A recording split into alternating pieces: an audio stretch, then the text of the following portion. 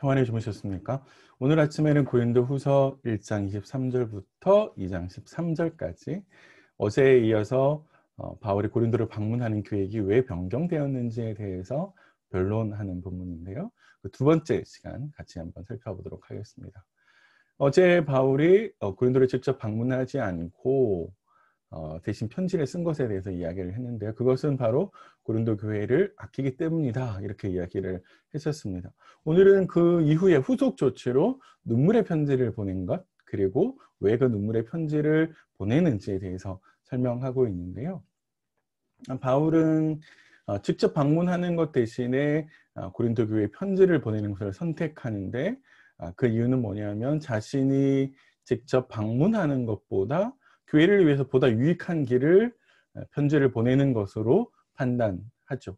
왜 그것이 더 교회를 위해서 유익한가라고 했을 때, 바울은 방문 전에 교회가 스스로 교회가 해결할 수 있도록, 교회가 가지고 있는 문제를 해결할 수 있도록 요구하고 있는 것으로 판단할 수 있습니다. 왜 그러냐면, 만약에 바울이 방문을 했는데 그 전에 바울에게 문제를 일으켰던 사람이 공개적으로 저항했던, 그래서 바울의 말을 듣지 않았던 사람이 회개하지 않는다면 바울은 어쩔 수 없이 그 사람을 징계해야 되고, 만약에 그 사람이 징계를 받으면 교회 모두가 다 근심하는, 걱정하는 일들이 생기게 되죠. 그래서 바울은 고린도 교회를 세우는 방식이 자신이 직접 방문하는 것보다 편지를 써서, 그래서 고린도 교회로 하여금 회개하게 만들고, 자신이 고린도 교회를 방문했을 때는 그 전에 했던 것처럼 온유한 모습으로, 관용적인 모습으로 교회를 대할 수 있도록, 모든 사람들을 대할 수 있도록 하는 것을 바랬었습니다. 그래서 사실 이렇게 편지를 보낸 것은 진짜로 바울이 고린도 교회를 사랑하지 않아서가 아니라, 겉과 속이 달라서가 아니라 진짜 고린도 교회를 사랑하기 때문에 그들을 세우기 위해서 방문 대신에 편지를 보냈다라고 하는 것을 우리에게 생각하게 하는 것이죠. 사실 이런 면목에서 우리가 생각해야 될 건 뭐냐면, 바울이 자신의 입장을 고려하고 있는 것이 아니라 교회의 입장을 고려하고 교회에 보다 유익된 길이 뭔가를 생각한다라고 하는 점에 있습니다. 사실 이게 사랑이라고 하는 것이죠.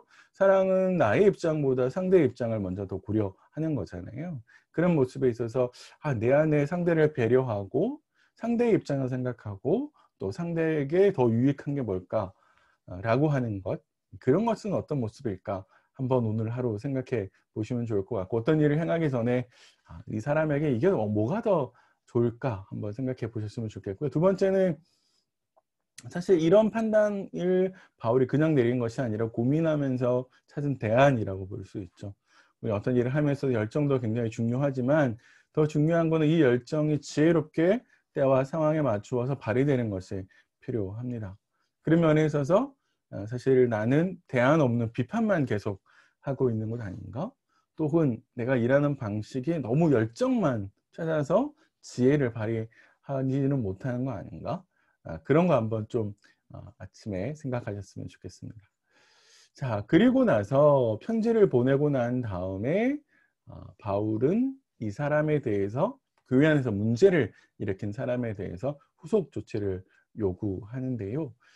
이거는 아마도 바울이 눈물의 편지를 보내고 그 편지를 교회가 받아들여서 바울의 요구대로 그 문제를 일으킨 사람을 징계했다라고 하는 것을 짐작할 수 있습니다. 바울의 5절 이후의 이야기를 보면 아마 이런 것을 했다라고 하는 것을 보여주죠. 그래서 처음에 바울이 혹독한 편지를 보내서 바울은 징계를 요구했고요. 교회는 이것을 잘 받아들였습니다. 바울은 왜 내가 징계를 요구했느냐라고 했을 때, 고린도 교회가 바울의 말에 순종하는지 여부를 알고자 했다라고 이야기합니다. 사실 이거는 굉장히 중요한데, 왜 그러냐면 사실 이것을 받아들이느냐 그렇지 않냐라고 하는 것은 바울을 사도로 인정하느냐 그렇지 않느냐라는 것과 관련되어 있고, 이것은 앞으로 바울과 고린도 교회의 관계를 결정지을 수 있는 중요한 역할을 한다라고 볼 수 있죠. 근데 이제 바울은 징계했던 사람을 이제는 용서하고 사랑하라고 이야기합니다. 왜냐하면 교회 안에서 이 사람을 수용하지 않고 받아들이지 않는다면 그건 결국 이 사람이 회개하지 않는 모습 혹은 이걸 빌미로 해서 교회에 또 다른 분열을 일으킬 수 있기 때문에 그건 결국 사탄이 바라는 것이기 때문에 그럴 수 있죠. 제가 앞에서부터 계속해서 어떤 사람에 대한 이야기를 했었는데요. 보다 좀 자세하게 설명드리면 이 두 번째 바울이 고린도 교회를 방문했을 때 무슨 일이 일어났을까? 사실 이건 순서대로 좀 살펴보면 고린도 전서의 겉면을 고린도 교회가 받아들이지 않았습니다. 디모데를 통해서 고린도 전서를 보냈었는데요. 그러자 바울이 직접 방문을 합니다. 그래서 고린도 전서에서 했던 이야기를 요구를 했었는데 아마도 성적인 문제와 관련되어 있어서 교회가 징계하는 것 이런 거와 관련되어 있을 것 같은데요. 바울이 방문을 했을 때 공개적으로 아마 그 사람이 바울의 가르침을 거부하고 저항한 것처럼 보입니다. 그래서 바울은 다시 혹독한 편지를 보내고 이 편지를 통해서 이 사람을 교회 전체가 징계할 것을 요구한 것처럼 보입니다.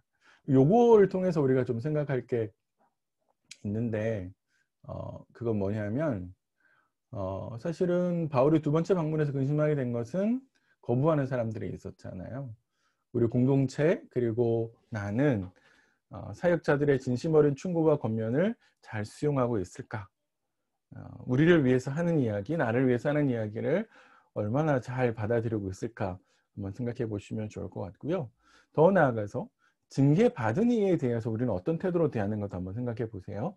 위로하고 용서하는 모습도 필요한데 다만 징계하는 것으로만 거기에서 멈춰서 우리 마음속에 미움이 있고 사고쳤다라고 해서 분노가 사로잡고 있다면 그래서 계속해서 일정한 거리를 유지하는 거라면 우리는 진짜 내 안에 용서하는 모습이 있는 게 아니죠. 그런 점에 있어서 사실 한국 교회가 이걸 잘 못하고 있고 우리도 잘 못하고 있을 수 있는데 내 마음속에 미움과 분노가 자리 잡고 있는 그런 모습은 아닌지 진짜 용서하지 못하는 모습이 있는 건 아닌지 한번 고민해 보시면 좋겠습니다. 마지막 내용은 바울이 고린도 교회를 얼마나 사랑하는지를 보여주는데 바울이 드로아에 도착을 하면서 복음의 문이 열려서 그곳에서 충분히 많은 사역을 할 수 있었는데도 불구하고 바울은 사역하지 못합니다. 그리고 바로 마게도냐로 가게 되는데 왜냐하면 사실 바울은 에베소에서 디도를 통해서 눈물의 편지를 고린도 교회에 전달했고요.